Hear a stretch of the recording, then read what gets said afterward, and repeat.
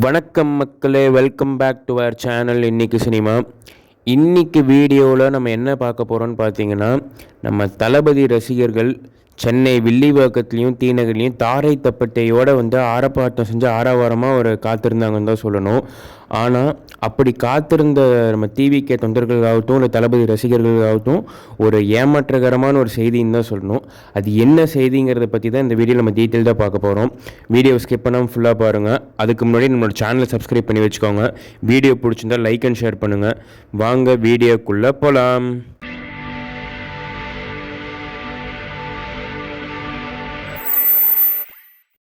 அதாவது நண்பா, இன்றைக்கி நடக்க வேண்டிய தளபதி விஜயோட சென்னை பிரச்சாரம் திடீர்னு ரத்து செய்யப்பட்டிருக்குன்னு தான் சொல்லணும். பர்மிஷன் கொடுத்தாச்சு, ஆனாலும் பிரச்சாரம் பண்ண முடியாது. என்னடா இது புது கதையாக இருக்குதுன்னு நீங்கள் நினைக்கலாம். ஆனால் இதுக்கு பின்னாடி ஒரு மிகப்பெரிய அரசியல் சதி இருக்கிறதா டிவிகே தரப்புலேருந்து ஒரு குற்றச்சாட்டே எழுந்திருக்கு.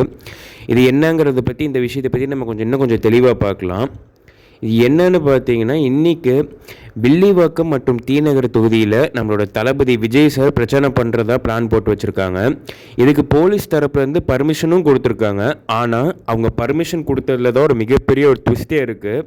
அது என்னன்னு பார்த்தீங்கன்னா, வில்லிவாக்கத்தில் பிரச்சாரத்தை முடிச்சுட்டு டிநகர் போகிறதுக்கு போலீஸ் சில நிமிடங்களே அவருக்கு பர்மிஷன் கொடுத்ததாக சொல்லப்படுகிறது. அதாவது 1 மணி நேரங்கிற மாதிரி சொல்கிறாங்க.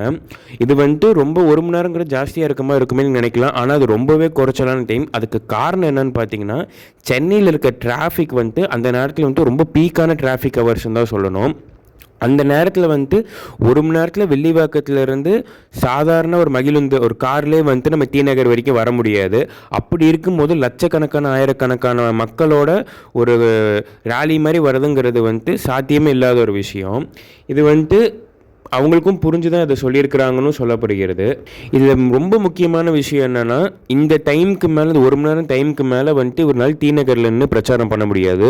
மீறி பண்ணுனா அனுமதி மீறி பண்ணுறாங்கன்னு சொல்லி அவங்க மேலே கேஸ் போடுறதுக்கும் வாய்ப்பு இருக்குது. இது ஒரு மறைமுக நெருக்கடியாகவும் தளபதி கொடுக்கப்பட்டிருக்கு. இது எல்லாத்தையும் தாண்டி நம்ம தளபதி இதை மீறி அவர் செய்யலான்னு நினச்சாலும் தனது மக்களின் தொண்டர்களுக்கு எவ்வித பிரச்சனையும் வரக்கூடாது அப்படிங்கிறதும் அவர் யோசிச்சு தான் இந்த முடிவு எடுத்திருக்காரு. இந்த ரத்து செய்கிற முடிவு எடுத்திருக்காங்கன்னு சொல்கிறாங்க. இது பல டிவிகே தொண்டர்களாகட்டும் தளபதி ரசிகர்களுக்கு மிகுந்த ஏமாற்றத்தையும் மிகுந்த மன உளைச்சலையும் தந்திருக்குன்னு தான் சொல்லணும். இதை பற்றி நீங்கள் என்ன நினைக்கிறீங்கிறத நம்ம கமெண்ட் செக்ஷனில் தாராளமாக சொல்லுங்கள். இதில் ரொம்ப முக்கியமான விஷயம் என்னென்னா, இது இன்றைக்கி மட்டும் நடக்கிற ஒரு விஷயம் கிடையாது. போன வாரமும் பெரம்பூரில் பிரச்சாரம் பண்ண போனப்போ என்ன ஆச்சுன்னு ஞாபகம் இருக்கும்னு நினைக்கிற எல்லாருக்குமே. அங்கேயும் இதே மாதிரி இடம் பத்தாது அப்படின்னு சொல்லி பர்மிஷனே தரல. அது மட்டும் இல்லாமல் பிரச்சாரம் பண்ண வேண்டிய இடத்துல திடீர்னு பள்ளம் தோண்டி பேரிகார்ட் போட்டு ஒரு தடங்கல் பண்ணாங்க அப்படின்னு தான் சொல்லப்படுறாங்க. இதுக்கு நம்ம தளபதி ஒரு அறிக்கையே விட்டார். இது ஒரு பாசிச ஆட்டம், இது நம்ம கண்டிப்பாக முடிவு கட்டியே ஆகணும் அப்படிங்கிற மாதிரி அவர் சொல்லியிருந்தார். இப்போ தேர்தல் நெருங்கிட்டு இருக்க இந்த நேரத்தில் புது கட்சிக்கு சமமான வாய்ப்பு கொடுக்காம இது ஒவ்வொரு அடியையும் தடுக்குது. இது ஜனநாயகத்துக்கு இது ஒரு அழகான ஒரு முறைகேடு, இது ஜனநாயகத்துக்கே ஒரு முறைகேடு அப்படிங்கிற மாதிரி சொல்லிட்டு வராங்க பலர் தரப்பு டிவிகே தொண்டர்களும் தளபதி ரசிகர்களும். இதை பற்றி நீங்கள் உங்கள் கருத்து என்னங்கிறது தாராளமாக சொல்லுங்கள். உண்மையாலுமே இது பாசிச போக்கா இல்லை ஜனநாயகத்துக்கு எதிரான ஒரு செயல்பாடா அப்படிங்கிறது நீங்கள் நம்ம கமெண்ட் செக்ஷனில் சொல்லுங்கள்.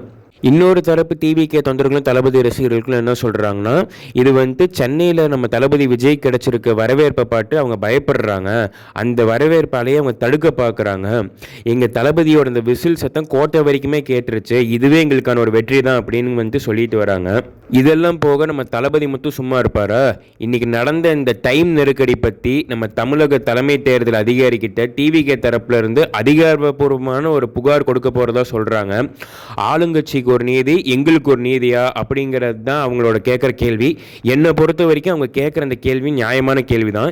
எந்த விதத்துலையுமே ஒரு பீக் டிராஃபிக் ஹவர்ஸில் வில்லிவாக்கத்துலேருந்து தீநகருக்கு 1 மணி நேரத்தில் சாதாரண ஒரு கார்லேயே வர முடியாது. அப்படி இருக்கும்போது இவ்வளோ மக்கள் கூட்டத்தோடு வர நம்ம தளபதிக்கு அந்த 1 மணி நேரங்கிற அந்த கெடு ரொம்பவே கம்மியான ஒரு டைம்னு தான் சொல்லணும். மற்ற கட்சி தலைவர்கள்லாம் மணிக்கணக்காக பிரச்சாரம் பண்ணுறாங்க. அவங்களுக்கு இல்லாத போக்குவரத்து நெரிசல் நம்ம விஜய் சாருக்கு மட்டும் வருமா அப்படிங்கிற மாதிரி சில சாதாரண மக்களுமே கேட்டுட்டு வராங்க. சொல்கிறாங்க. இது வேறு டிராஃபிக் பிரச்சனை இல்லை, இது வந்துட்டு ஒரு சாதாரண போக்குவரத்து டிராஃபிக் கிடையாது, இது வந்துட்டு ஒரு அரசியல் டிராஃபிக் அப்படிங்கிற மாதிரி சில விமர்சகர்களும் சொல்லிட்டு வராங்க. அதை பற்றி நீங்கள் என்ன நினைக்கிறீங்கிறது தாராளமாக கமெண்ட் செக்ஷனில் சொல்லிட்டு போங்க. இவங்க பண்ணுறது சரியா தப்பால் என்ன ஏதுங்கிறத பற்றி.